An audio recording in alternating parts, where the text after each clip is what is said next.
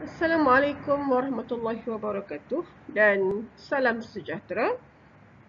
Akan teruskan lagi dengan 7.3b, aplikasi kaedah nilai masa wang untuk mencari I, N, PMT dan juga untuk mengira simpanan atau tabungan. Okay, yang pertama kita akan lihat bagaimanakah kita mencari nilai faedah ataupun I. Bagi permasalahan nilai masa wang, ada ketikanya soalan akan memberi berbagai maklumat yang diperlukan dan anda mungkin diminta mengira I. Di mana anda akan diberi nilai kini, nilai hadapan, tempoh masa dan anda dikenaki mengira I. Contohnya, Encik Selamat menyimpan sebanyak RM1,500 3 tahun lepas. Dan nilai simpanannya kini ialah RM1,736.40. Jadi di sini kita diberi nilai kini 1,500, nilai hadapan 1,736.40 dan N adalah 3. Dan soalannya ialah berapakah kadar kompaun yang diterima oleh Encik Selamat. Ini ialah contoh garis masa yang kita boleh lukis untuk permasalahan di atas. N adalah 3, PV ialah 1,500 dan FV ialah 1,736.40 Kita boleh gunakan sama ada rumus algebra ataupun jadual nilai masa wang. Untuk rumus algebra, kita gunakan FV sama dengan PV darab 1 tambah I kuasa N. Masukkan nilai FV, nilai depan, nilai kini dan juga N. Seterusnya, kita akan dapatkan nilai I ataupun kadar faedah ialah sebanyak 5%. Anda juga boleh menggunakan jadual faktor nilai masa wang. Kita boleh guna sama ada menggunakan jadual nilai hadapan amount sekaligus ataupun nilai kini amount sekaligus. Di sini kita gunakan jadual nilai hadapan. Jadi kita gunakan FV bersamaan dengan PV didarab dengan FVIF-IN, iaitu jadual nilai hadapan amount sekaligus. Dan kita masukkan nilai FV dan PV dan dapatkan nilai faktor hadapan amount sekaligus daripada jadual 1.1576 dan kita tengok dalam jadual berapakah nilai I dan kita dapati I ialah 5%. Jadi jawapannya sama sahaja. Sama ada kita gunakan rumus algebra ataupun kita boleh gunakan jadual faktor nilai masa wang. Okay, cuba tengok contoh yang diberi di sini, contoh soalan. Ashraf ingin menyimpan RM200 pada hari ini dalam satu ekor simpanan. Dan beliau nak supaya pada hujung tahun yang ke-13 nanti, jumlah simpanannya mencapai RM543.92. Kira kadar faedah tahunan yang dibayar ke atas simpanan Ashraf. Keluarkan maklumat yang diberi. Bila anda diberi soalan seperti ini, baca soalan betul-betul. Cuba kenal pasti adakah ini merupakan soalan yang melibatkan amount sekaligus ataupun yang melibatkan soalan annuity. Kemudian keluarkan maklumat yang diberi. Kita diberi PV ialah 200, N 13, FV ialah RM543.92. Kirakan I. Jadi anda boleh memilih untuk menggunakan rumus PV ataupun rumus FV. Jawapannya adalah sama sahaja. Di sini kita akan gunakan rumus FV. Kita akan gunakan jadual faktor nilai hadapan. Jadi kita akan gunakan jadual faktor nilai hadapan amount sekaligus. Masukkan rumus, masukkan nilai FV dan PV. Dan daripada jadual kita akan dapati I adalah 8%. Okey. Seterusnya, mencari tempoh ataupun N. Kadang-kadang anda juga mungkin diberi soalan di mana anda dikenaki mengira berapakah tempoh masa bagi sesuatu peleburan ataupun simpanan. Contohnya, Jenny menyimpan RM2,000 dalam ekor simpanannya dengan kadar faedah 8% setahun. Berapa lamakah simpanannya akan mencapai RM4,317.80. Cuba lihat soalan ini, adakah ini soalan amal sekaligus ataupun soalan annuity? Kita dapati soalan ini merupakan soalan amount sekaligus kerana tidak ada perkataan ataupun keyword yang menunjukkan bahawa ia merupakan soalan annuity. Keluarkan maklumat yang diberi di soalan. Maklumat yang diberi ialah PV RM2,000, FV 4317.80 sen, I ialah 8% dan kira N. Di sini pun kita boleh guna sama ada kita boleh pilih untuk menggunakan rumus PV ataupun rumus FV. Dan kedua-duanya akan memberikan jawapan yang sama. Jadi untuk kes ni kita akan gunakan rumus nilai hadapan dan kita boleh gunakan jadual ataupun rumus algebra.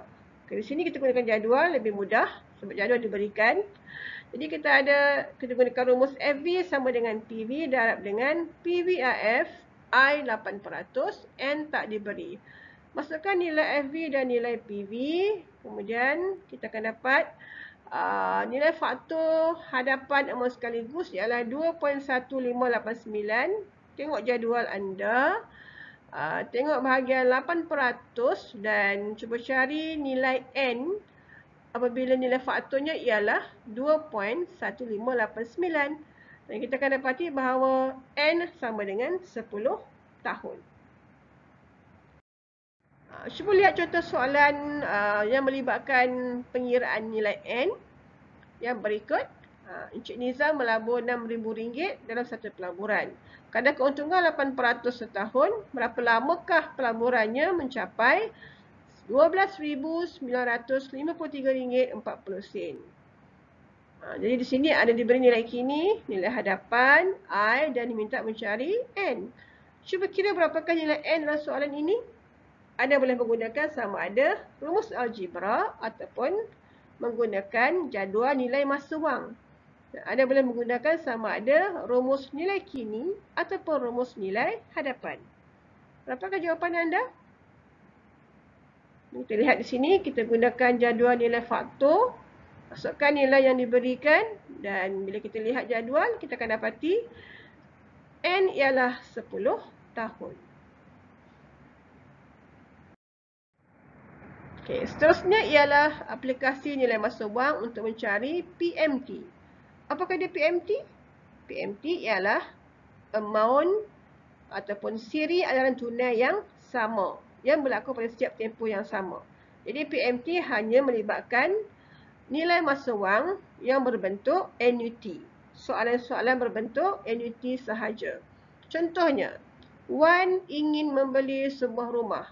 Harga rumah tersebut ialah RM300,000 apabila umurnya menjangkau 30 tahun.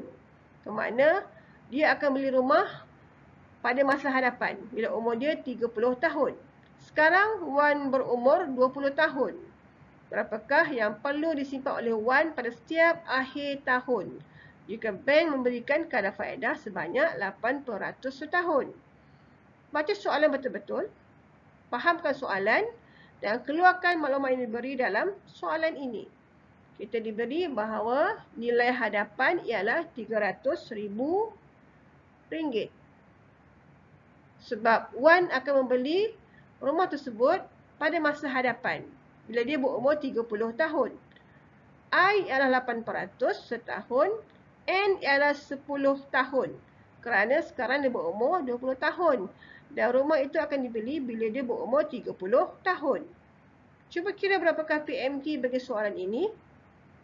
Untuk soalan ini, oleh kerana anda diberikan nilai hadapan annuity, anda mesti menggunakan formula FVA. Okay, anda boleh menggunakan rumus algebra ataupun jadual nilai masa wang. Kita akan gunakan jadual nilai masa wang. Masukkan nilai rumus A bersamaan dengan masukkan rumus FVA dan kita akan dapat jawapannya seperti yang tertera tadi.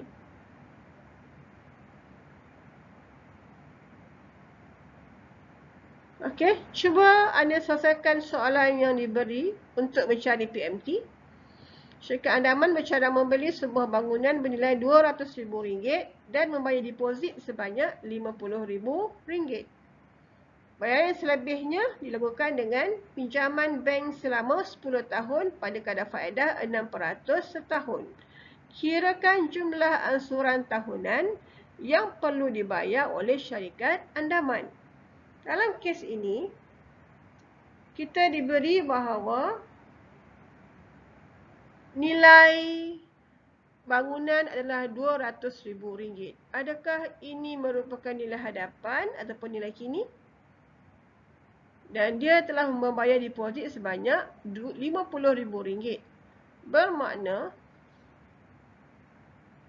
wang nilai bayaran yang perlu dibayar kepada pihak bank telah berkurang sebanyak RM50,000, iaitu menjadi RM150,000. Kemudian kita diberi N ialah 10, I ialah 6% setahun. Cuba kira PMT bagi soalan ini. Berapakah jawapan yang anda perolehi? Okey, kita diberi PVA RM150,000, N ialah 10, I ialah 6%. Berapakah PMT-nya?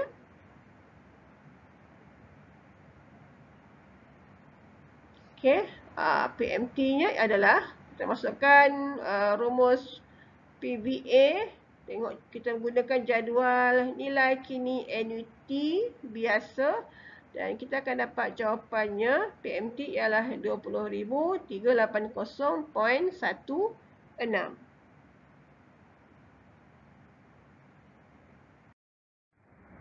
Okey, seterusnya ialah aplikasi nilai masa wang untuk simpanan ataupun tabungan. Contohnya, ini adalah jadual simpanan Faiz. Beliau menyimpan pada 1 Januari 2009, pada setiap 1 Januari bermula 2009 sehinggalah 2014. Dan simpanannya adalah RM200 pada setiap tahun.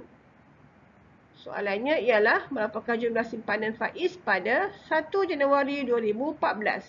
Jika bank menetapkan kadar keuntungan 10% setahun.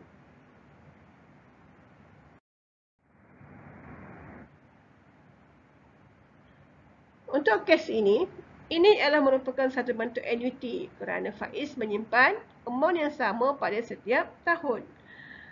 Kita boleh gambarkan situasi tersebut dengan menggunakan garis masa yang berikut. Jadi kita masukkan nilai dia. Okay, kita letakkan palang untuk setiap tahun. Bermula tahun 1 Januari 2009 sehinggalah 1 Januari 2014. Kemudian kita masukkan nilai yang dibayar dan disimpan setiap tahun sebanyak 200 pada setiap tahun sehinggalah 2014. Seterusnya, I ialah 10%. Kita akan mengira berapakah jumlah simpanan Faiz pada 1 Januari 2014. Jadi semua amount tersebut kita akan bawa ke hadapan, dikompon ke hadapan sehinggalah pada 1 Januari 2014. Okey, hadapan bagi jumlah wang tersebut. Cara pertama, kita lukis garis masa seperti tadi juga. Cara pertama untuk mengira ialah dengan cara menggunakan formula annuity. Dan di sini, oleh kerana simpanan bermula pada awal tahun 2009, kita gunakan annuity matang. FVAAD sama dengan PMT ialah 200, FVIFA, I ialah 10% dan N ialah 5. Didarab dengan 1 tambah I, 1.10. Kemudian, kita akan tambahkan nilai hadapan annuity tersebut dengan RM200 yang disimpan pada 1 Januari 2014. 200 tersebut belum sempat lagi di compound. Jadi, kita terus tambah dengan 200 dan jawapannya ialah RM1,533.12. Cara yang kedua. Okey, ini ialah garis masa yang kita lukis tadi. Cara yang kedua ialah kita boleh juga menggunakan kaedah amount sekaligus. Bermakna kita kena mengira setiap amount bermula 1 Januari 2009 sehingga 1 Januari 2014. Jadi kita dapati kita perlu mengira sebanyak 5 kali amount sekaligus. Dan seterusnya kita akan tambah dengan RM200 pada akhir tahun yang ke-5. Dan bila kita jumlahkan, kita akan dapat jawapan yang sama seperti cara yang pertama tadi. Okay. Cuba anda selesaikan permasalahan berkaitan dengan simpanan atau tabungan yang berikut. Di mana ini merupakan simpanan bagi Syafiq. Dan kadar faedah dikenakan ialah 5% setahun. Dan anda dikehendaki mengira berapakah simpanannya pada akhir tahun yang ke-5. Anda memerlukan kadar masa untuk memudahkan pengiraan.